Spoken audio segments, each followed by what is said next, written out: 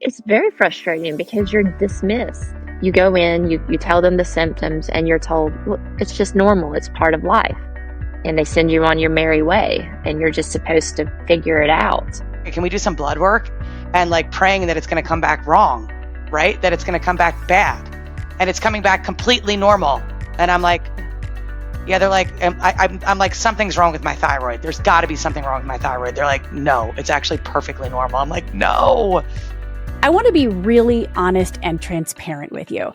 I haven't felt like myself in almost 15 years. Welcome to the Paula Ferry Show. I am your host, Paula.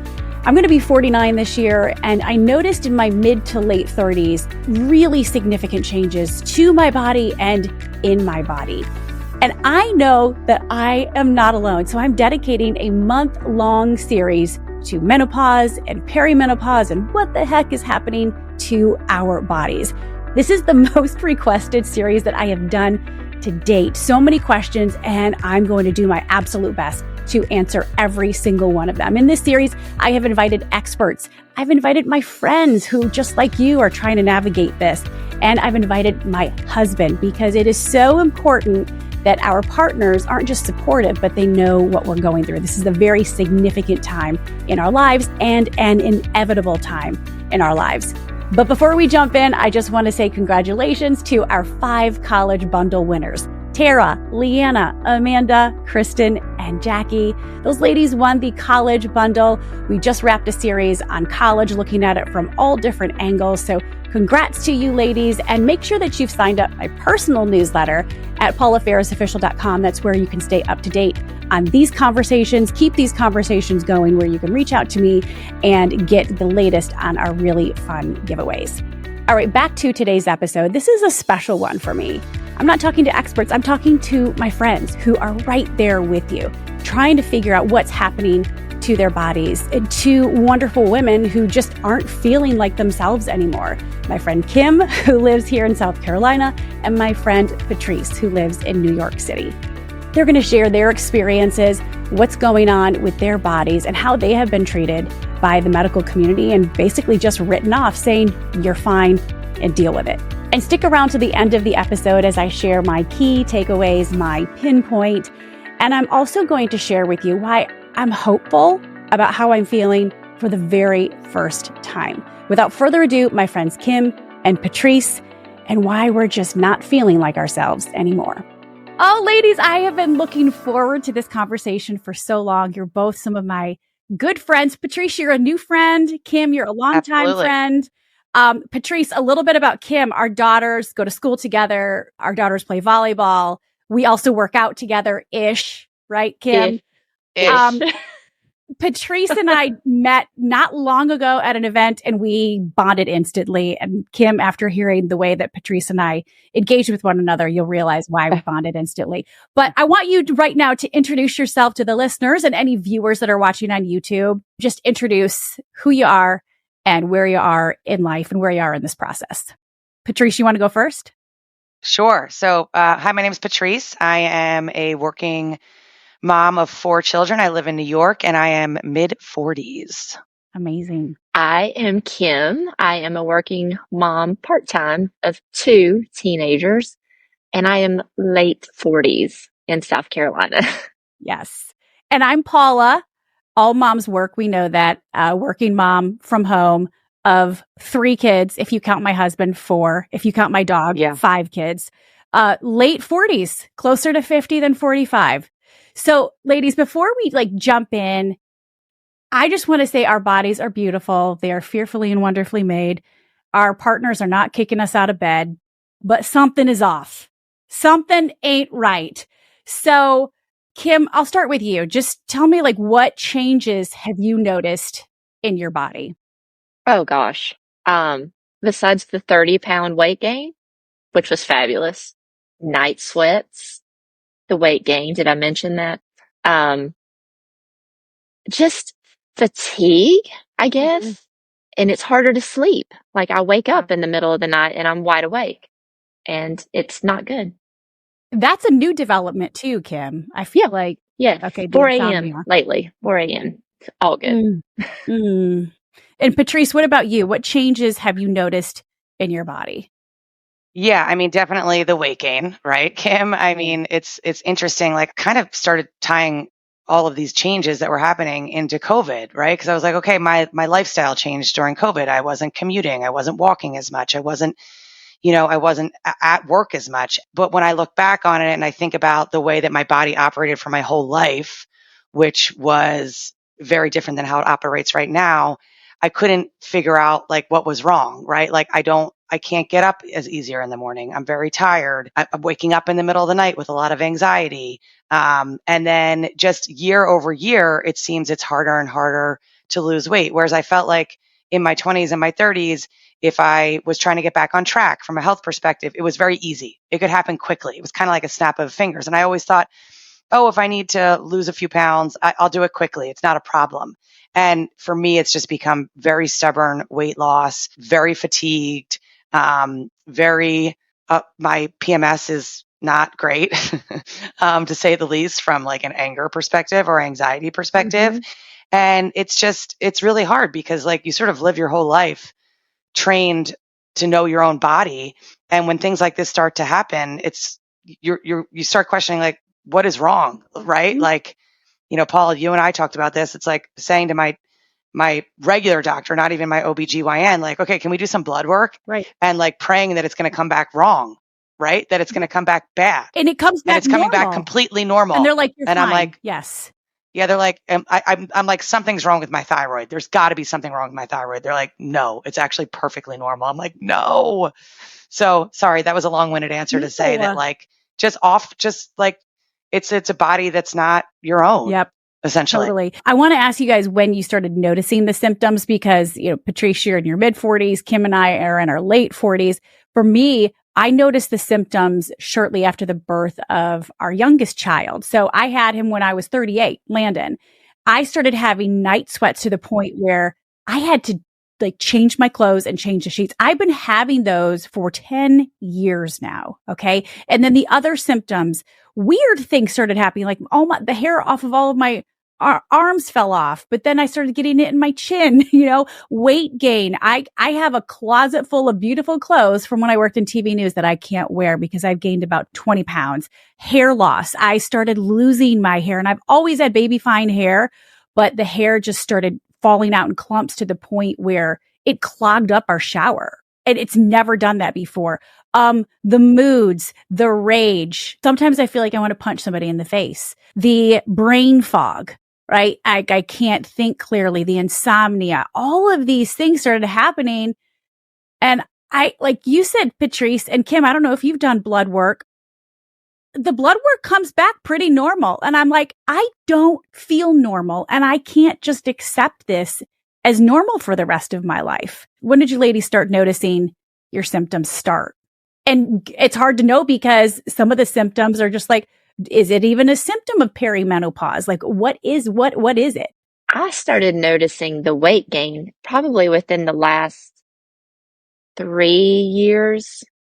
But before that, we were doing CrossFit. We were tracking macros. And I'm not eating unhealthy now. I'm not tracking my food every day and every calorie that's going into my mouth. But I mean, I still know what to eat. Yep. And I'm not working out at CrossFit and doing that every day like I was. So I expected some weight gain. I just didn't expect 30 pounds of it. And just like you, I have clothes. I have nothing that fits. And it's so discouraging to go get dressed and nothing work. And I don't want to go buy new clothes because I still have that mentality of I'm going to get back in these. Yeah. But probably I would say the last 3 to 4 years, I really noticed the weight, but the moods, like my husband told me I was angry. He was like, you're angry a lot. And things do, they fire me up and I get mad. And it's some of it's kind of ridiculous. Yeah. But I did that. I went to the doctor. Blood work was good.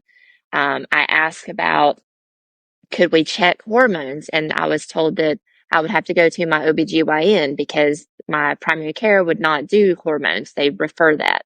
Contact my OBGYN. And she told me that we only do hormones if it's for cancer or for fertility issues, and that the labs that they would do were not actually that effective. They were not Oh, and here's my brain fog. I can't think of the word. We're right They there weren't with you. reliable.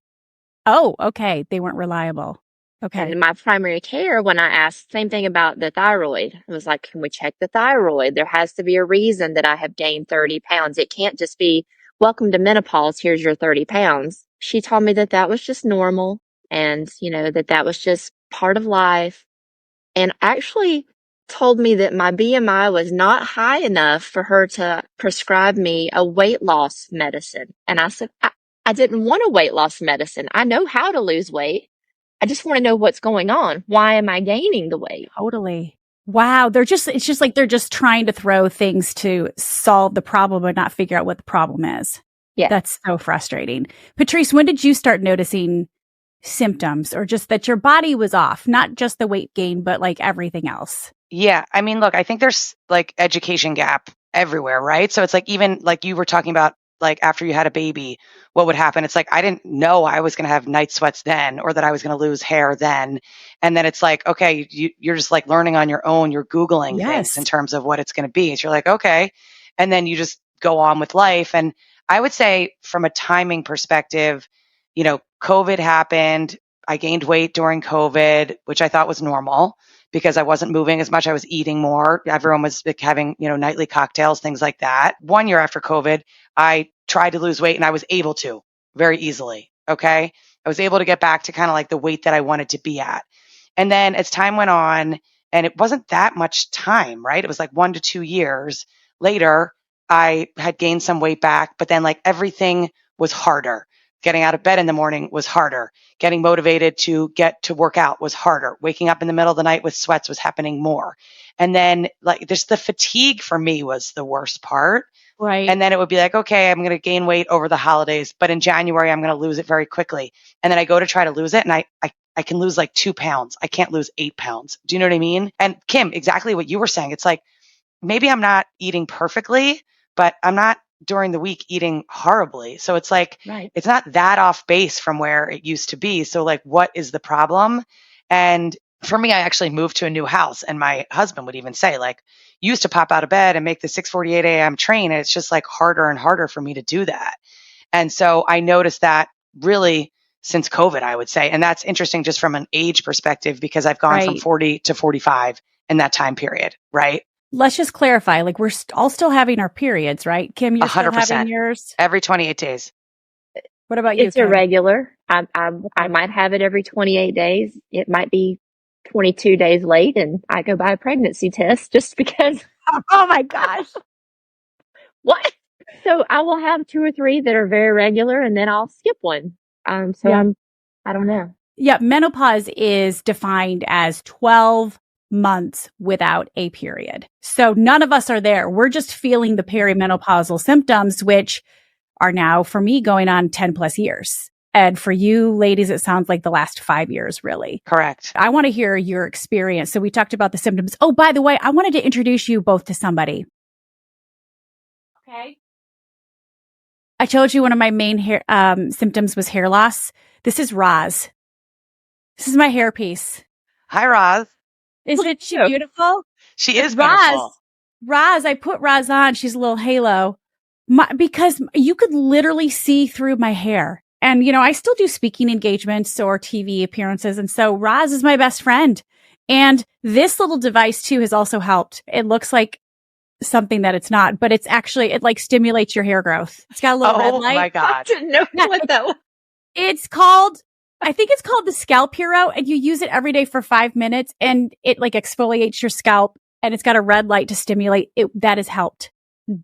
Like, actually, I do have a lot more hair growth now. Wait, Paula, it's so funny because like I don't even know that hair loss is like a symptom, but like a couple years ago, I went to my dermatologist because I was having like random like little bald spots. I got like a shot. I started taking Nutrafol, but like again, there's such an education gap. If you're not hearing about it, if you're not talking about it, you're just like, something's wrong. I'm not sure what it is. Let me go to the dermatologist, not like my OBGYN. You know what I mean? You don't know what to do, right? Like right. It's like, who's advocating for you on these particular symptoms? Right. And there are so many symptoms, and I'm excited for you guys to hear the conversation coming up with Dr. Mary Claire Haver, who's coming up later this month. It's a 2-parter. We're doing a lot of Q&A, and I know you both are fans of her book, the new Menopause. there's like hundreds of symptoms, but weight gain, skin, hair, nail changes, hot flashes, night sweats, menstrual irregularities, less sexual feelings, burning tongue. Anybody with a burning tongue? No, but I've heard about that. Or like, isn't there like something shoulder, like lazy or like yes, Frozen yes. shoulder. Frozen yes, shoulder. Yeah. Yep. You had that too, Kim? I've always had like shoulder mobility issues, but yes, it's definitely worse. My mom had actually frozen shoulder. My mother-in-law had surgery. frozen shoulder and she just thought like something was wrong. And then eventually she went through menopause and it got better. Do you know what I mean? It's weird. Yes. There's a real, sleep disturbances, brain fog, mood disorders, mental health changes, low muscle mass, hair loss, genitourinary symptoms. I'm not sure what that means. Painful relations, less sexual feelings, visceral fat gain, bone loss. There's so many symptoms. It's crazy. But all that to say, we're all still having our periods. So we are perimenopausal, which can last, well, for me, over 10 years. But I think for most women, it lasts 5 years-ish. And there are a myriad of symptoms. But when I went to the doctor, I would say 5 years ago, I went to the OB-GYN and I said, I don't feel right. It's not just the weight gain. I just don't feel like myself. And I feel a lot of rage and anger. Kim, you mentioned that you feel anger too. And she asked me one question, are you still having your period? I said, yes. She's like, you're not in menopause. And literally wrote me off. That was it. That was it. That's it. And then I advocated a little bit more. I went to my primary care. He ran blood work. Again, it's all normal. Maybe we'll put you on an antidepressant. I'm like, I've been on one for 3 years. So and it's not working right for those symptoms. It's not working. And I'm like, it's got to be my thyroid. Just like you, Patrice, my thyroid was totally normal. I'm like, okay, so I feel like something's off here. There's a disconnect. And one thing that you guys have probably already learned with Mary Claire's book is like only 20% of OB-GYNs are even trained in menopause in med school. So they don't know what they don't know. Let's talk a little bit more about your experiences going to the doctor. Like when you first started advocating for your symptoms, what did your doctors tell you? Were they helpful? Let's talk about the process. What's the process to advocate for yourself been like? It's very frustrating because you're dismissed. You go in, you tell them the symptoms, and you're told, well, it's just normal. It's part of life. Yeah. And they send you on your merry way, and you're just supposed to figure it out. Like I told you, I was asking about the weight loss. How can I lose weight? I'm gaining weight. Like it's my job. I can drink water and gain weight. And was told that they really couldn't prescribe me a weight loss medicine. I didn't ask for a weight loss medicine. I know how to lose weight. I know what to do. I know the proper steps. It's not working. Mm-hmm. So it's very frustrating. Nobody wants to do anything. Did you tell them, I think I might be going through perimenopause? Did you say, did you ask if these could be symptoms of menopause or am I going through that change right now? Yes. And they'll look at your age and look at your symptoms and they'll go, oh yes, you're probably, perimenopause. Okay. We've established that, but they offer no help, no solution. There's just deal with it kind of. That's so frustrating. And what about you, Patrice? When you noticed all of these changes and you were like, something's off, I've got to go get some help from my doctor. Has the process been easy? Has it been overwhelming? Has it been frustrating? Describe the process of how you've tried to advocate for yourself and what it's been like. Well, I think something to add in here, which I'm sure you both feel about this, is that in addition to just like advocating for these changes that are happening that you're not used to, it's like, what about everything else that's going on in our lives, right? Yes. So like 4 kids that need to get physicals before they go to camp, like that's going to take priority over me trying to figure out symptoms that I can live with, right? So like when I have strep throat, I need to go and get an antibiotic because otherwise I'm going to get like really sick. It's like, how do you prioritize advocating for yourself? Everything's about time, right? So like, it's like I can be noticing all this that's happening, but it's like somehow before I was so tired and before these other things were happening, I made it work. I made the 6:48 train. I commuted 5 days a week. So like, I can do this. It's like a mental battle with yourself, right?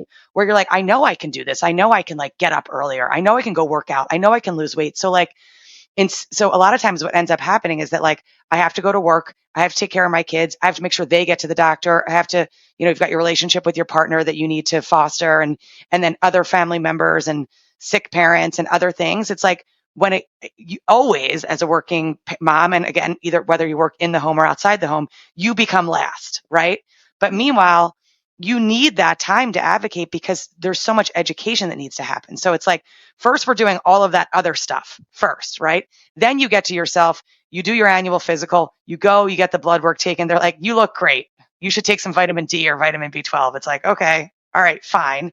And then it's like, you go back to your OBGYN, who the relationship with the OBGYN for the last 15 years has been about having babies. It hasn't been about who I am today, right? It's been about having babies and the recovery and what your body looks like and doing the pap smear and the breast exam and the mammograms and doing all of that. So you think, okay, I'm doing everything I'm supposed to do to make sure that I'm safe and that I'm healthy.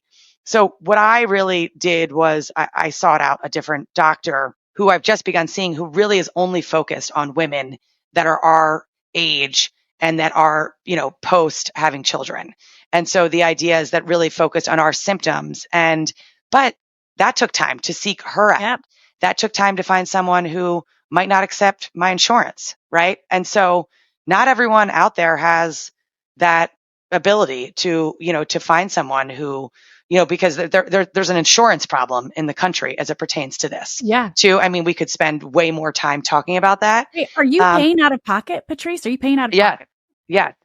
So it's not even covered. No. Which is just another, like, to add insult to injury. But it's like, I'm doing it because like, I want more information, right? I want more information in terms of, I'm apprehensive to say that though, because I know there's a lot of people that don't have the ability to pay out of pocket. And it's like, there's all those symptoms that you just said, all of the things that are happening to a woman's body over her life cycle it's going to affect so many other things. And that is an insurance problem, but it's not looked at it that way.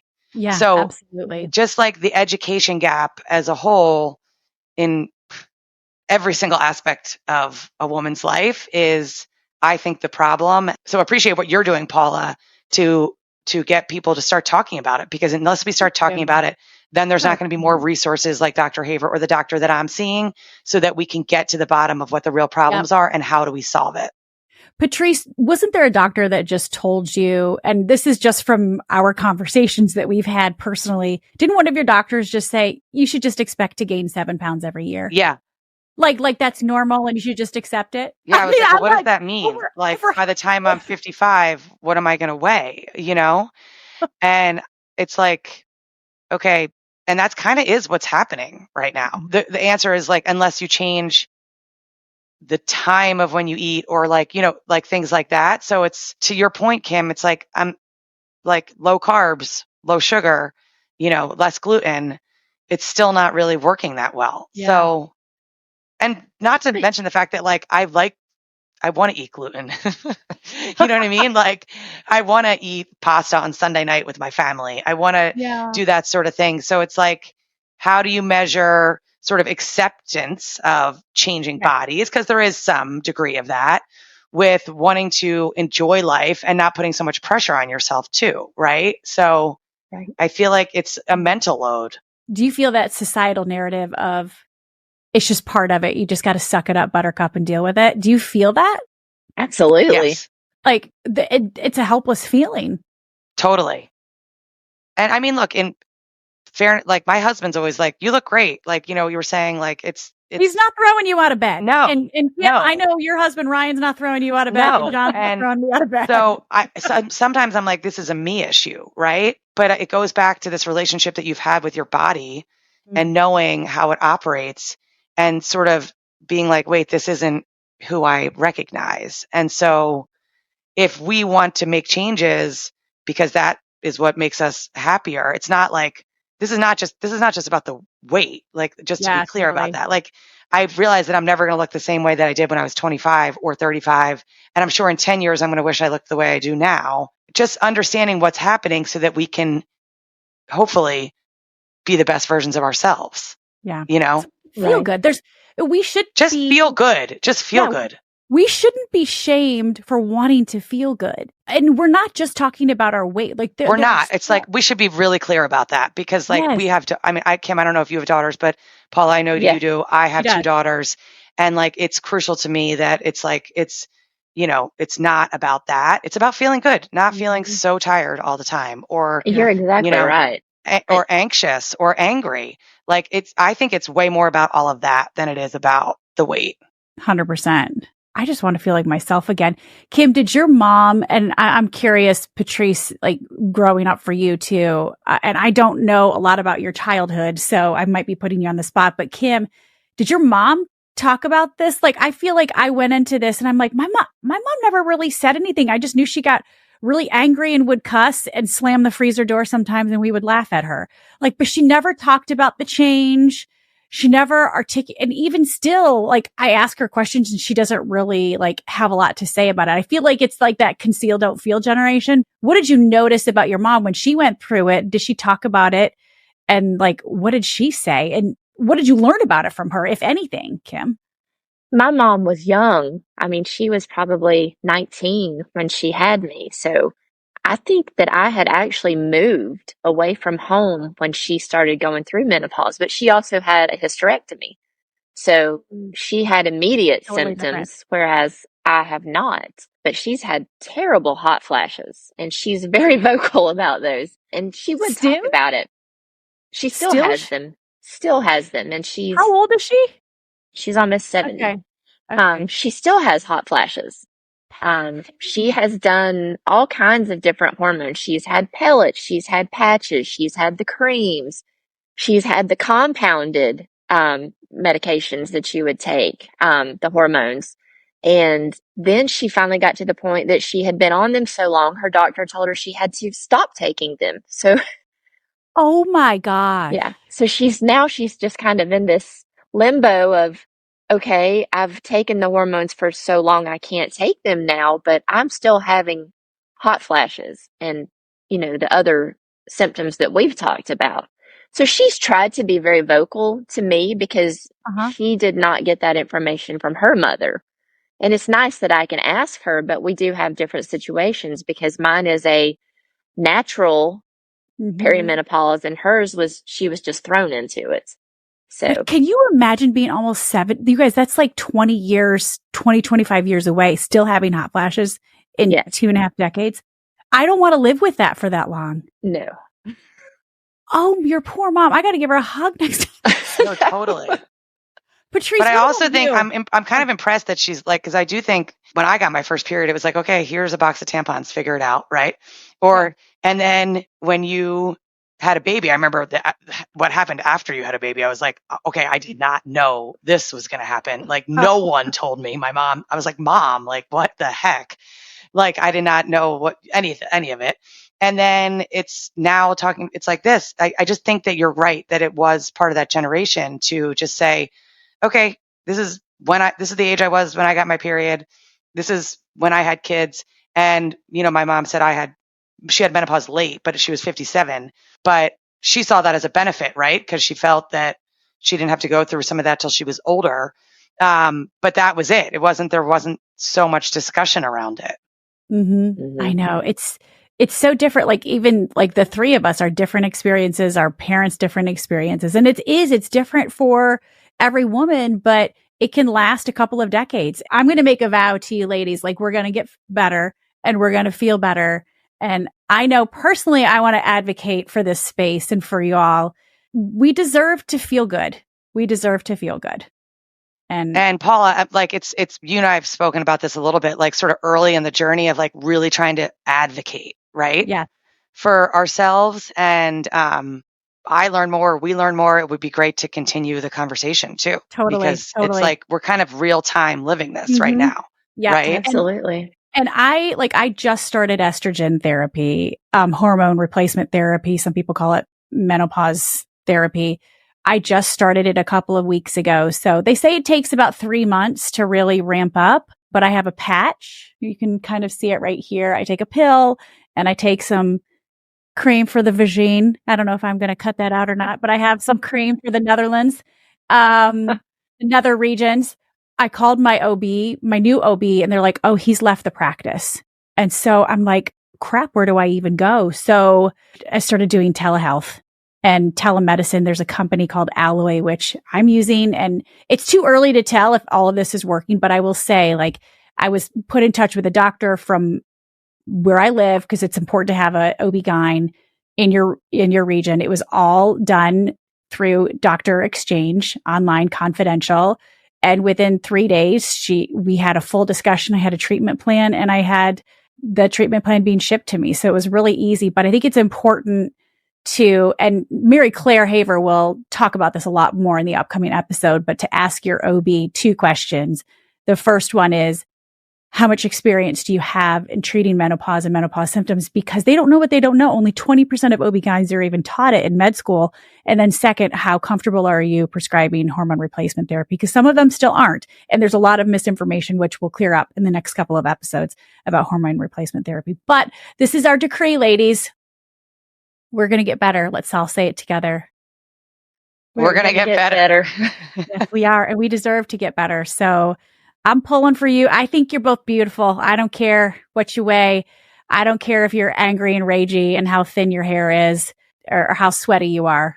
I love you both. So, and I know your partners do too. So they love you no matter what.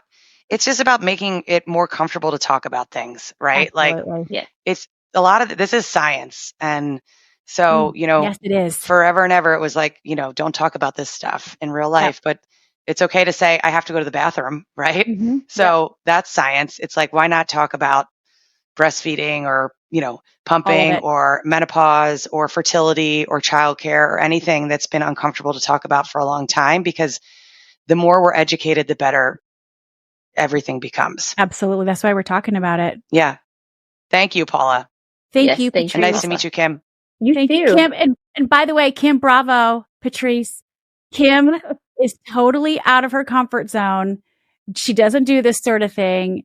And I am so proud of you, Kim, for putting yourself out there, sharing your story. Thank you. I love it. Thank you. My husband and my kids actually encouraged me to do this. I told them that you had asked me, and I was like, absolutely not. No, you should do way. It. You should do that. No, because Kim, that's how we grew up, though. That's my point, right? Like, it's like, don't talk about this stuff. It's like, but I love it. And also, this is, I think all of this information and podcasts and everything that's happening should be shared with partners, because I don't think men really fully understand that. How could they? What's happening? And it's like, it's really important, I think, for partners to understand that too. It's not just, it shouldn't just be our burden, and it's not just a woman's issue. It's like, it's on, I'm trying to convince John to join me for one of these episodes. Absolutely. Because I think having a supportive partner, but the more they understand and can advocate for us, I think it's really important to have that dynamic in the relationship. 100%. So let's see if John decides to. I hope he does. Yeah, I don't know. It's good that might be like a tough sell. Okay, ladies, love you. Thank you so much. Love you. Okay. Thank you. Bye-bye. Bye. Just a real conversation with real women about their real experiences at this time in their lives. I hope you were encouraged to hear that you are not alone. Kim, a little message from me to you. I know you had to step out of your comfort zone, and you were a rock star. You handled this brilliantly. Thank you for sharing your story. And Patrice, you're just a rock star mama too. Thank you, ladies.